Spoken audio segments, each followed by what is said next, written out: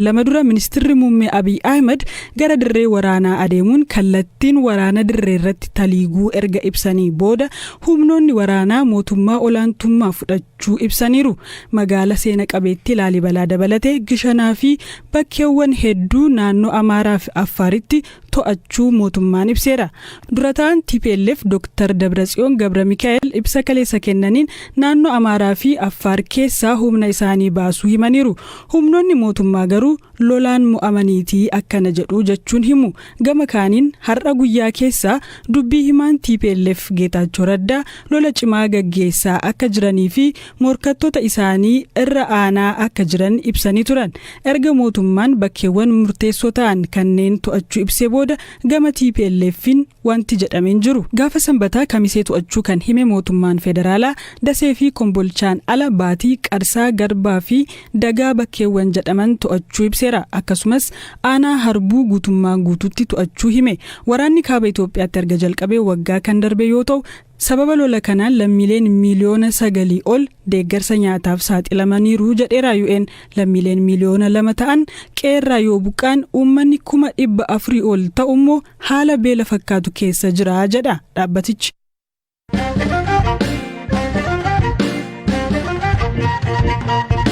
Ameerikaa fi United Kingdom dabalatee biyyoonni 6 hidha sabummaa irratti hundaa'e jedhan Itoophiyaatti deemaa jiru ilaalchisuun ibsa waloo baasan. Ibsa isaanii kana keessatti hidhaa raawwataa jiruu fi qabiinsa namootaa irratti gabaasota ba'aa jiraniin yaadda'uu eeran. Hamza Hussein. Biyyoonni kunneen ibsa waloo isaanii kanaan gabaasaawwan hidhaa namootaa saba irratti bu'uureffate jechuun mootummaa Itoophiyaa himataniin yaadda'uu himan. Ibsa waloo kana kabaasan Ameerikaa, UK, Austraaliyaa, Kanaadaa, Denmaarkii fi Neezerlaandsidha. Biyyoota kunneen keessaa gara caaluu lammiileen isaanii magaalaa Finfinnee akka gadhiisanii bahan watwaataa turan. Ji'a dura finciltoonni Tigraay magaalota Daseef Kombolchaa to'achuu fi mootummaan labsii yeroo muddamaa baatiiwwan 6 turu labsuu hordofee hidhaan namootaa gabaafamaa tureera. Haa ta'u malee poolisiin Finfinneef qondaaltonni mootummaa hidhaan raawwate kunneen garee shororkeessummaa deeggaruun shakkaman malee sabummaa irratti hundaa'uun karaawwate miti jechuun deebii kennaniiru. Dhalattoonni Tigraay BBC'n magaalaa Finfinnee keessaa dubbise immoo yaaddoo akka qaban himaa turan. Dhimma kanarratti Komishiniin Mirga Namummaa Itoophiyaa akkaataa hidhaan itti raawwatamu ilaalchisee akka yaaddoo qabuu fi of eeggannoon akka qabamuu malu ibsee ture. Guyyaa kaleessaa dhalattoonni Tigraay magaalaa Finfinnee keessaa hiriira bahuun adeemsa TPLF balaaleffatan jechuun miidiyaaleen biyya keessaa gabaasaniiru. Ibsi biyyoota kanaa yeroo mootummaan finciltoota Tigraay bakkeewwan naannoo Amaaraa fi Tigraay qabatan irraa gadhiisaa jirutti dhagahame. Biyyoonni kunniin ibsa baasaniin gabaasaawwan hidhaa lammiilee Itoophiyaa sabummaa irratti hundaa'ee raawwatuun guddoo yaadda'uu himan. Dabalataan namoonni hidhaman himannaa malee taa'aniiru. Akkasumas haala hin mijanne keessa jiru jedhan. Adeemsi kunneen gara caalu mirga idil addunyaa akka sarbanii fi ammuma dhaabbachuu qabu jedheera ibsichi. To'attoonni idil addunyaa akka daawwatan waamicha taasisuun. Miidhaa qocollaa saalaa lola kaaba Itoophiyaa keessa adeemaa jiruun walqabatees biyyoonni kunniin yaaddoo qaban ka ibsan yoo ta'u, kanneen lola keessa jiran lammiilee nagaa akkasumas hojjettoota deeggarsa namoomaa akka tiksan dhaamaniiru. Waldhibdeen kun waraanaan furmaata argatu ka jedhan biyyoonni kunniin loltoonni Eertiraa Itoophiyaa keessaa akka bahan gaafataniiru. Waraana kaaba Itoophiyaatti erga jalqabee waggaa akka darbe yoo ta'u, sababa lola kanaan lammiileen miliyoona 9 ol deeggarsa nyaataaf saaxilamaniiru jedheera UN. Lolli kun dhaabbatee mariin akka furamu carraaqqii tuufeera. Biyyoonni waloon ibsa baasan kunneenis haal duree malee dhukaasni dhaabbatee mariin akka eegalu waamicha taasisaniiru. Lammiileen Itoophiyaa adeemsa siyaasaa hunda hammatee fi waliigaltee biyyaalessaa karaa siyaasaaf seeraa akka tolchan biyyoonni kun ibsa baasaniin dhaamaniiru.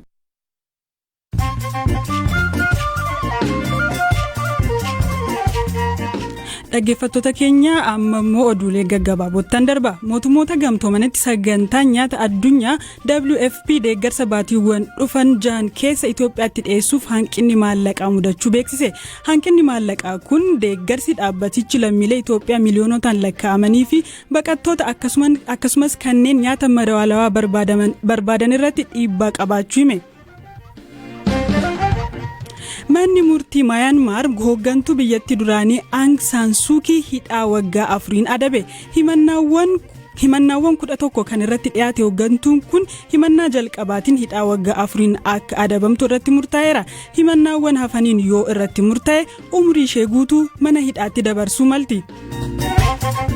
Miseensi Koongireesii Ameerikaa ayyaana dhalachuu Yesuus Kiristoosiif maatii isaanii waliin qawwee loggomatee suuraa ka'e ka'e jennaan balaaleffannaan cimaa mudate. Baga ayyaana geessan saantaa adaraa rasaasa fidii koottuu barreeffama jedhu waliin Twitter irratti maxxanse. Paakistanitti lammiin Sri Lankaa amantii arrabsuun shakkame daboodhaan haala suukkaneessaan jimaata darbe reebamee erga ajjeefameen booda reeffa isaatti abiddi qabsiifame. Ajjeefamuun namticha kanaa Paakistaniif Sri Lankaatti hiriira mormii kaaseera. Oduuleen gabaaboo kanuma.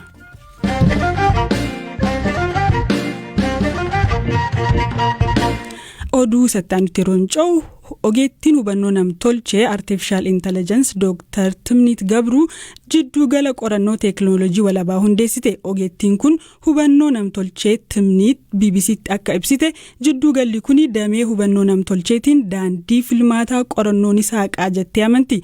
Dhaabbatichi garaagarummaa akkamii fiduu malaa kan jedhus dubbatteetti.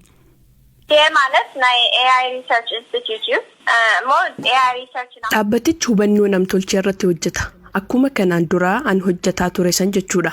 Garaagarummaan isaa dhaabbanni inni ammaa namoota ogummaa garaagaraa irraa dhufaniin hundaa'e. Qorannoon geggeeffamus dhimmoota kana dura xiyyeeffannoo hin argannee fi namoota fayyaduu danda'u ta'a. Qaamota hawaasaa moggatti baafaman rakkoo isaan mudate hubannoo namtolchee fayyadamuun kan qo'atudha. Namoota gurraacha, dubartootaa fi qaama miidhamtoonni hubannoo namtolchee irraa baay'ee hin fayyadaman. Kanaaf jiruu isaanii guyyuu rakkoo isaan mudatu salphisuudha xiyyeeffannoo dhaabbatichaa. Gama biraan rakkoon wahii yoo mudate teekinooloojii kana qeequudhaaf sodaa otoo hin qabaatiin hojjechuu barbaanna.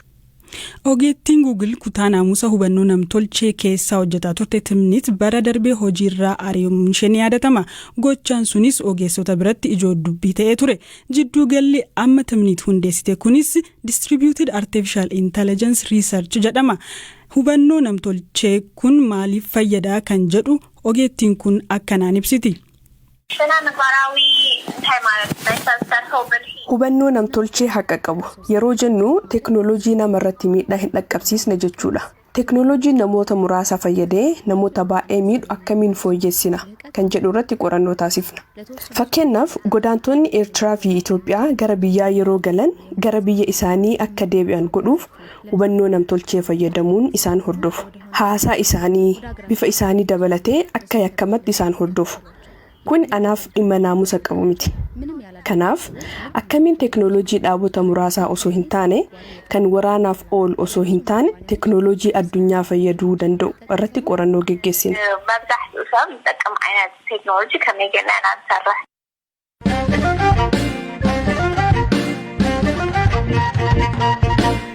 Buufanni waraanaa Ameerikaa guddaa Afrikaa Camp Lemonnier jedhamu Jibuutii keessatti argama. Loltoonni Ameerikaa dameelee waraanaa garaagaraa irraa walitti baba'an 5,000 achitti argamu. Biyyooti biroo 5 buufata waraanaa Jibuutii keessaa qabu. Chaayinaadhaan alatti hunduu Ameerikaa waliin hojjetu. Koomaandarri buufata waraanaa Jibuutii jiru kana Meejor Jeneraal Wiiliyaam Zaanaa barbaachisummaa buufatichaa akkasiin ibsu. This is an important geostrategic location and it gives us the ability to do air maritime ground operations from this location. Chaayinaanis Jibuutii keessatti buufata waraanaa ka ijaarte bara 2017 yoo ta'u ardii kana keessatti buufataalee biroo banuuf karoora qabdi oduun jedhus jira. Commander William garuu Chaayinaan buufata waraanaa babal'ifachuu irratti shakkii qabu. I think it's a question of the Gaaffiin inni guddaan maaliif Chaayinaan babal'isuu feetee nagaaf dimookiraasii fi tasgabbii mirkaneessuu fi support rule of law, democracy. University Pretoriaatti Profeesara Kataan Christopher Isike Afrikaan gamalee calloodhaan faayidaa tarsimaawaa murteessaa ta'e qabdi jedhu. Faayidaa tarsimaawaa qabaachuun kun immoo guddachaa dhufee biyyoota kanneen akka United States, Awurooppaa fi Chaayinaan dorgommii keessa akka galan taasise. Ani weerara Afrikaa lammeessuu jedhaan kana. Ivory Coast ambaasaaddarri duraanii Ameerikaa Philip Carter sadaffaa dhimma sochii Ameerikaan Afrikaa keessatti qabdu yeroo ibsan. We're not there for oil or minerals or anything like that. Nuti Afrikaa kan dhaqnu boba'aa yookaan albuudaaf miti. Michoota keenya Afrikaa waliin hojjechuun humna isaanii jabeessuuf malee. Chaayinaa bu'uuraalee misoomaa kanneen akka karaa fayyaa irratti investimentii gurguddaa taasisaa jirti. Liqaan hojiiwwan kanaaf Afrikaan liqeeffattu garuu deebi'ee ba'aa tahaa jira. Gama biraan Instituutii Imaammata Afrikaa irraa Profeesar Peter Kakwanja Ameerikaan buufata waraanaa dabalatee dhiibbaa siyaasaaf dinagdee sababa itti taasiftu yeroo ibsan. The purpose of that is to kind of create a Ameerikaan dhaabota ishee gurguddaa naannoo Afrikaa kana keessa jiraniif haala mijataa uumuu barbaaddi. Kunis immoo waan biraaf dhimma daldalaati malee. Chaayinaan qarshii dhimma barbaaduuf kennitu osoo hin taane waan biyyoonni Afrikaa gaafataniif. Kun dhimma liqaa osoo hin taane Afrikaan akka biyyoota biraa addunyaa akkamiin guddattii kan jedhudha. Falmiin liqaa gaafa ka'e maaliif dhimmi Afrikaa akka ijoo dubbii ta'u naaf hin galu. Ameerikaan illee liqaa Chaayinaa irraa fudhattee fi hin kaffallee qabdi. Is that it's only Africa that has a problem when it has debts. Yeroo ammaa Chaayinaan Ameerikaa irraa liqaa doolaara tiriliyoona tokko qabdi. Akkuma Chaayinaa, Raashiyaan illee Afrikaa keessatti dhiibbaa qabdu jabeessaa jirti. Waraanni biyya kanaas lola biyyoota kanneen akka Liibiyaa fi Maalii keessatti hirmaateera. Biyyoonni lixaa fi Chaayinaan dhiibbaan isaan taasisan qabeenya Afrikaa hirmaachuuf dorgomu akka jalaa hin fakkaanneef maal gochuu qabu? Ministeerri dhimma alaa Ameerikaa Antooni Bilinkan waan biyyi keenya uummata isheef akka addunyaatti jijjiiruu barbaadu Afrikaan alatti fiixaan bahuu hin danda'u jedhu. Profeesar Piiteris falli misooma irratti xiyyeeffachuudha jedhu. Sagantaadhumaan Oromoota Siikoo Mandoo biratti aadaa fuudhaa fi heerumaa keessatti sirnooti gabbaraa fi geega'oo jedhaman sirnoota kennaan itti kennamudha. Gabbarri karaa ittiin dargaggeessi maatii intalaarraa fuudhuu fi maallaqa yookaan qabeenya kennudha. Akka aadaa fuudhaa fi heerumaa Oromoo Siikoo Mandootti geega'oon kennaa maatiin intala misirrootaa manaa bahaniif guyyaa cidhaa sana kennanidha. Abbaa Gadaa Gumii Gadaa Godina Arsii Hajii Hasoo Guddatoo geega'oon kennaa guyyaa heerumaa akkasiin himu. Intala hambaa fi yoo kennamteetiin jedhu ayyaana qabanii guyyaa godhanii guyyaa heerumaa sanii waan isii barbaachisu geega'oo loon dachaasanii meeshaa wajjin loowwan yoo 10 kenneef abbaa yoo 5 kenneef yoo 20 kenneef loowwan lakkaa'ee kennee uffata isii kennee uffata mucaa isii fuudhuu kennee ka abbaa mucaa sanii kennee ka haadha mucaa sanii kennee uffisee akkanaan itti heerumsiisa. Amma kennaan geega'oo kun amma dadhabame xiqqoo ulfaate waliin baay'een argamu.